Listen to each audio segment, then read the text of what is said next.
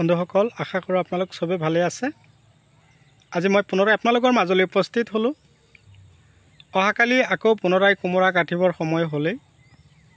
তো অহাকালি আশা কৰোঁ এইটো খেতিৰ পৰা 1200 মান কোমোৰা কাটি বজাৰলৈ বিকিব পৰা যাব। তো আজি আপোনালোকক মই দেখুৱাই দিম কিমান কোমোৰা খেতিত লাগিছে। তো গছটো আপোনালোকে কি কৰিব লাগিব, খেতিত থকা যিমানকেইটা গছ আছে এই গছকেইটা আপোনালোকে সুস্থ ৰাখিব লাগিব। তেনেহ'লে আপোনালোকে গছে কি দিব, ভাল ফলন দিব। আমি খেতি কৰোঁ ঠিকই, কিন্তু খেতিত যতন নলওঁ। এইটো এটা কিন্তু তাৰমানে বেয়া লগা কথা। খেতিৰ পাতবিলাক হালধীয়া হৈ গৈ আছে, আগবিলাক কেঁচুৰি মাৰি দিছে। এইবিলাকৰ কাৰণে আমি কি কৰিব লাগিব, উন্নত ধৰণৰ ঔষধ দিব লাগিব, পোকৰ ঔষধ।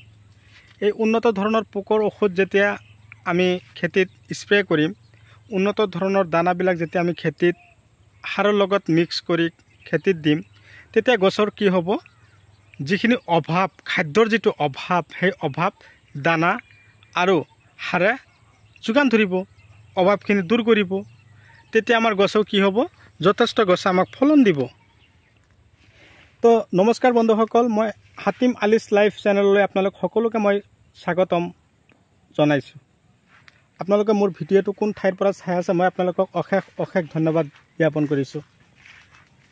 তো বন্ধুসকল, আজি মই কোমোৰা খেতিৰ ওপৰত দুআষাৰ কথা কৈ আপোনালোকলৈ মই এটা ভিডিঅ' পঠিয়াই দিছোঁ। আপোনালোকে আশা কৰোঁ এই ভিডিঅ'টো চোৱাৰ পিছত আপোনালোকে কোমোৰা খেতি কৰিবৰ কাৰণে প্ৰস্তুতি ল'ব। তো বৰ্তমান যিটো সময় আহিছে, যিটো ছিজন আহিছে, এইটো সময়ত বা এইটো ছিজনত আপোনালোকে হাইব্ৰিড জাতৰ কোমোৰা খেতি কৰিব লাগিব। তো এই যিবিলাক কোমোৰা এতিয়া বিকা হৈ আছে, এইবিলাক ধৰক লোকেল ধৰণৰ কোমোৰা বিকা হৈ আছে। ইয়াৰ পিছৰ সময়খিনিতে আমি হাইব্ৰিড কোমোৰাৰ খেতি কৰিব লাগিব। তো হাইব্ৰিড বুলি ক'লে বেনু কোমোৰা, য'ত বৰ্তমান ধৰক ছেপ্টেম্বৰ, অক্টোবৰ, নৱেম্বৰ এই 3টা মাহত আপোনালোকে যদি কৰিব বিচাৰিছে কোমোৰা, তেনেহ'লে আপোনালোকে বেনু কোমোৰা খেতি কৰিব। বেনু কোমোৰা আপোনালোকে যদি এই ছেপ্টেম্বৰ, অক্টোবৰ, নৱেম্বৰ এই 3টা মাহত কৰিব পাৰে, আপোনালোকে ভাল এটা টকা আপোনালোকে পাব। তো কথা হ'ল, এই বেনু কোমোৰা খেতি আপোনালোকে কি পদ্ধতিত লগাব, কেনেকৈ লগাব, কিমান সাৰ দিব, কিমান গোবৰ দিব, ৰাসায়নিক সাৰ কিমান খটাব লাগে, আজিৰ এই ভিডিঅ'টোৰ মাজত মই চামথিং কিবা অলপ আপোনালোকক মই হিণ্টছ দি দিম। আপোনালোকে সেই মোৰ হিণ্টছৰ ওপৰত যদি ভিত্তি কৰি আপোনালোকে খেতি কৰিব পাৰে, তেনেহ'লে আপোনালোকেও যথেষ্ট ফলন আপোনালোকৰ খেতিৰ পৰা পাব। তো কথা হ'ল, আপোনালোকে যদি কৰে বেনু কোমোৰা, আপোনালোকে এতিয়াৰ পৰা আপোনালোকে হাল মাৰি মাটিত চহাই ধূলিময় কৰি আপোনালোকে ৰেডি কৰি ৰাখক। প্ৰতি বিঘাত 35 পৰা 40 কিলো চুপাৰ দি দিয়ক, পটাছ 10 কিলো দি দিয়ক, ইউৰিয়া 10 কিলো দি দিয়ক। দি ধুনীয়াকৈ মাটি হাল মাৰি ওলট পালট কৰি আপোনালোকে মাটিত সেনেকৈ পচাই থৈ দিয়ক। যেতিয়া চাব মাটি 10 পৰা 15 দিন মান আপোনালোকৰ খেতিৰ মাটি পচিল, তেতিয়া আপোনালোকে গছ লগাব। এটা গছৰ পৰা আৰু এটা গছৰ দূৰত্ব 2.5 ফুট বা 3 ফুট ৰাখিব, আৰু শাৰীৰ পৰা শাৰীৰ দূৰত্ব 2.5 ফুট বা 3 ফুট ৰাখি আপোনালোকে লগাই দিয়ক।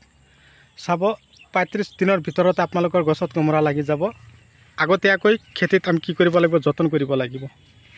আৰু এটা কথা লক্ষ্য কৰিব, বৰ্তমান যে কোমোৰা বিকি থকা হৈ আছে, এইবিলাক গছত কিন্তু হালধীয়া বেমাৰে পাইছে।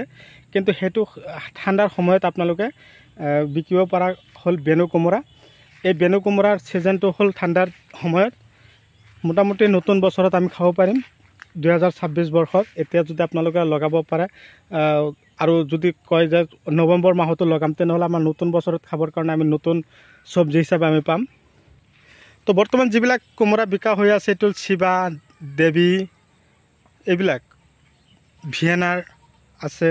তাৰপিছত গ্ৰীজ চিডৰ, কিন্তু এইবিলাক গ্ৰীজ চিডৰ কোমোৰা আপোনালোকে যে যিটো ভিডিঅ' আজি চালে বা চাই আছে।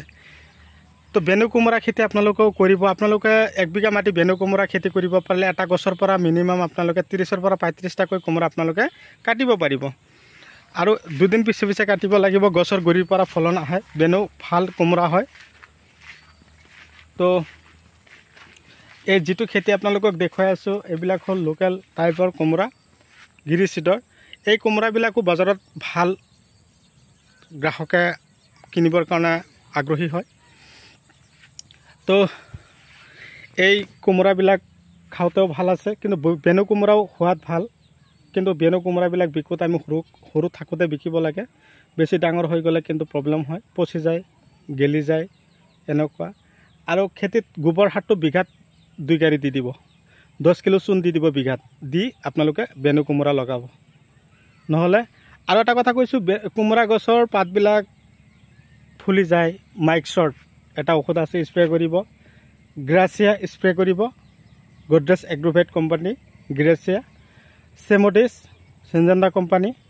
এইবিলাক ঔষধ আপোনালোকেতো পৰম্পৰা পায়ে থাকে। আৰু তাৰ লগতে বৰল আৰু উৰণীয়া পোক খেদিবৰ কাৰণে এটাই ঔষধ আপোনালোকে দিব পাৰিব, এইটো হ'ল দাহাত। আৰু পাতবিলাক যাতে কেঁচুৰি নামাৰে তাৰ কাৰণে ডাষ্টাৰ দি দিব পাৰিব। তো এইবিলাক ভাল ভাল ঔষধবিলাক যেতিয়া আপোনালোকৰ খেতিত আপোনালোকে দিব নহয়, তেতিয়া আপোনালোকৰ খেতিৰ ফলনবিলাক ভাল হ'ব, গছো সুস্থ থাকিব। এই পদ্ধতিমতে আপোনালোকে কি কৰিব লাগিব, খেতি কৰিব লাগিব। এই পদ্ধতিমতে খেতি কৰিলে আপোনালোকৰ খেতিৰ পৰা ভাল এটা উৎপাদন বা খেতি আমাক কি দিব, ভাল ফলন দিব। তো বন্ধুসকল, ভিডিঅ' চাই কেনে পালে কমেণ্ট কৰি জনাবলৈ নাপাহৰিব। তো আৰু এটা আপোনালোকক কৈছোঁ, যিটো বেনু কোমোৰাৰ খেতি আপোনালোকক কৰিব কৈ আছোঁ নহয়, এই বেনু কোমোৰাৰ খেতিটো আপোনালোকে কৰিব ঠিক, কিন্তু আপোনালোকে সেই কোমোৰাৰ খেতিত কিন্তু সঘনে পানী দি থাকিব লাগিব। তাৰ কাৰণে আপোনালোকে আগতীয়াকৈ সৰুকৈ আলি বান্ধি ল'ব আৰু পানী দিবৰ কাৰণে প্ৰস্তুতি আগতীয়াকৈ ৰাখিব। তো বন্ধুসকল, আপোনালোকৰ দানা লাগে, ঔষধ লাগে, আপোনালোকে মোক যোগাযোগ কৰিব। আপোনালোকৰ বন্ধাকবি, ফুলকবিৰ সময়ো কিন্তু গৈ আছে। ওলকবিৰ গুটি লাগে, বন্ধাকবিৰ গুটি লাগে, ফুলকবিৰ গুটি লাগে। মই আপোনালোকক বন্ধু হিচাপে যিমান হেল্প কৰিব লাগে পঠিয়াই দিম, দানা ঔষধ যিমান লাগে আৰু হেল্প কৰিম আৰু।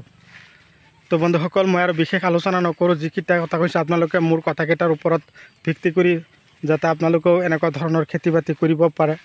আৰু কথা হ'ল, কোমোৰা খেতিত এটা কথা আপোনালোকক কওঁ কি, এই এনেকুৱা ধৰণৰ কোমোৰাবিলাক সৰু থাকোঁতে যে বৰলে তাৰমানে হোলে বিন্ধাই দিয়ে, যাতে সৰু থাকোঁতে এইবিলাক কোমোৰাবিলাকত যাতে হোলে নিবিন্ধায় তাৰ কাৰণে দাহাত স্প্ৰে কৰিব দিছোঁ। আলিকা, বিনাশক এইবিলাক তাৰমানে বৰল যাতে খেতিত নাথাকে, এই কথাটো আপোনালোকে লক্ষ্য কৰিব। লাগিলে প্ৰত্যেক দিনে মৰ্ণিঙতে বা আবেলি সময়তে বৰলৰ ঔষধ আপোনালোকে এবাৰ হ'লেও স্প্ৰে কৰিব। তো এটাকৈ কোমোৰা বজাৰত যিহে দাম এতিয়া বৰ্তমান আমাৰ খাৰুপেটীয়া, বালুগাঁও, বেচিমাৰী মাৰ্কেটত এটাকৈ কোমোৰা আমি এতিয়া বৰ্তমানে 25 টকা 27 টকাত বিকি আছোঁ। আপোনালোকৰ ফালে বা কোমোৰাৰ দাম কেনেকুৱা আছে মোক কমেণ্ট কৰি জনাবলৈ নাপাহৰিব। তো কোমোৰা খেতিত লাভ আছে, কিন্তু খেতিত আমি কি দিব লাগিব, খাদ্যৰ যোগান ধৰিব লাগিব। খাদ্য যদি আপোনালোকে ভাল দিব পাৰে, তেনেহ'লে আপোনালোকে কোমোৰা ভালদৰে বিকিব পাৰিব। তো আপোনালোকৰ খেতি কৰক, আপোনালোকে সফল হওক, আপোনালোকে সুস্থ থাকক। মই আপোনালোকক সকলোকে মই সুস্থ কামনা কৰিলোঁ। তাৰে কামনা লৈ আজিৰ ভিডিঅ' এইখিনিতে অন্ত পেলালোঁ। পৰৱৰ্তী ভিডিঅ'ত লগ পোৱাৰ আশাৰে ধন্যবাদ।